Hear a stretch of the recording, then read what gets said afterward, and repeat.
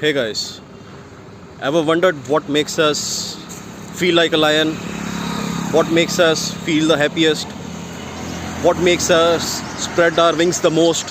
What makes us spread across the table and take the most space? What makes us proud? Well, it's the harder things, the harder choices we make in our day-to-day life. Choices of not going with the herd, of not partying every weekend, choices of making sure that we have healthy foods. And you must have seen when you come to the office on a Monday and you have done your bit by hitting the gym, by being physically astute and doing things which are necessary for a healthy living, you feel like better than anyone in that office. And those who have gone out and done only things for momentary pleasures, they are not as much up to the mark as you are. Same goes when we are doing things which are helping out humanity, listening to someone of our own or some of our own colleagues, because what most of the people will do is they will run away from those kind of things because it takes patience and you have to keep your views to yourself, and most of the people are not able to do it. But because you are there and you are trying to hear out someone, trying to hear out their problems, trying to help out the stranded, that takes guts. Not everyone can do it.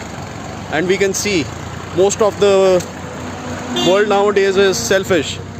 They only want things which help them grow.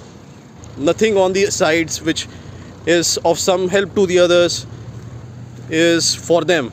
So helping out humanity, keeping yourself in check, keeping your emotions in check, because most of the times for momentary pleasure or for momentary high, we tend to go out and talk a lot of shit, and we may even argue with people, and we may even say things which are nasty at times, and we might feel like we have put down the other person, but eventually it comes back to bite us.